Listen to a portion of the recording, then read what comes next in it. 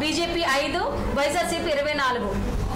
దాదాపు 149 స్థానాలు కూటమి ముందులో ఉన్నట్టే. కూటమి అంతే. 121 Telugu Desam party, 18 Janasena, 5 BJP, 144 144 section ఉంది. 144 సెక్షన్ ఉంది. మంచి జోష్లో ఉన్నారు దుర్గా కుమార్ గారు. కృష్ణా జిల్లాలో 144 కూడా మళ్ళీ 9 కౌంట్. కృష్ణా జిల్లాలో, గుంటూరు జిల్లాలో 14 స్థానాల్లో, కృష్ణా జిల్లాలో 12 స్థానాల్లో టీడీపీ ముందంజలో ఉంది. సో ఆల్మోస్ట్ 1 స్థానంలోనే అక్కడక్కడ ఇంకో బ్రేక్ ఉంది సౌజన్య. రైల్వే కోడూరులో శ్రీధర్ ఆధిక్యతలో ఉన్నారు. తెనాలిలో ఆయన మన నాదెండ్ల గారు మొదటి నుంచి ఎలా ఉంది? 21 స్థానాల్లో ఆధిక్యం, 21 తిరుపతి నుంచి అయితే ఆయన ముందంజలో ఉన్నారు. జనసేన అభ్యర్థి ఎవరైతే ఉన్నారో ఆయన ఫస్ట్ నుంచి కూడా తిరుపతిలో ఆయన ముందంజలో ఉన్నారు. భారీ ఆధిక్యంలో జనసేన కందుల దుర్గేష్ ఆధిక్యతలో ఉన్నారు.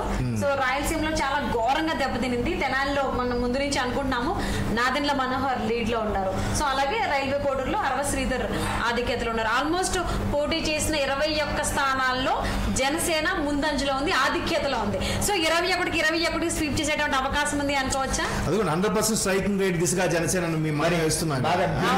అదే వచ్చింది. అదే 21 బాల్కి 21 6లు. ఇంకోటి అసలు ఒక్క నిమిషం, పవన్ కళ్యాణ్ అసెంబ్లీ గేట్ కూడా తాకలేడని చెప్పిన వ్యక్తులు ఆయన పెట్టిన 21 మందిని కూడా పంపిస్తున్నారంటే ఆంధ్రప్రదేశ్ ప్రజలు ఆయన మీద ఎంత నమ్మకం, ఎంత గౌరవం, అభిమానం ఉందో చూడండి. అంటే కొన్ని సర్వేలు చెప్పే ఈసారి ఖచ్చితంగా అసెంబ్లీలో అడుగు పెడతారు పవన్ కళ్యాణ్. అలాగే ఈయన లోకేష్ కూడా ఖచ్చితంగా వెళ్తారు అని.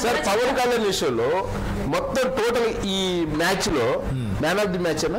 100% మ్యాన్ ఆఫ్ ది సిరీస్ అనొచ్చు కూడా. మ్యాన్ ఆఫ్ ది సిరీస్ అంతే. అసలు ఇవాళ ఆయనే క్రూషియల్ అండి. మొత్తం ఇవాళ జరుగుతున్న పరిణామాలు మొత్తానికి కీలకమైన వ్యక్తి, అంటే కార్నర్ స్టోన్ కాదు. మ్యాన్ ఆఫ్ ది సిరీస్ అన్నా, నేను మ్యాన్ ఆఫ్ ది మ్యాచ్ అనుకున్నా, మ్యాన్ ఆఫ్ ది సిరీస్ అన్నారు. కరెక్టే. ఎందుకంటే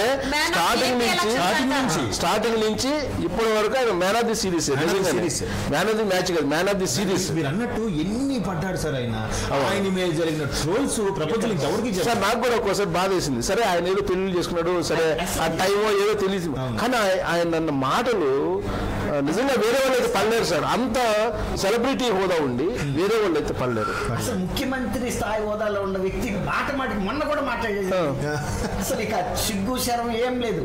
అక్కడికి కూడా ఆయన తమాయించుకుని మీ కుటుంబాల గురించి నేను మాట్లాడలేదు అని అంటున్నప్పుడు ఆయన కూడా బయట పెట్టేశాడు.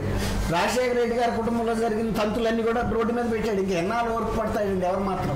ఇప్పుడు పిల్లినైనా బోన్ లో పెట్టుకుంటే పుల్లి అవుతుందని. సార్ ఇంకోటి మహేశ్వామి అన్నారు కదా, ఇంకొక ప్రధానమైన ఒక దర్శకుడు చెప్తా, అది మాట్లాడదాము.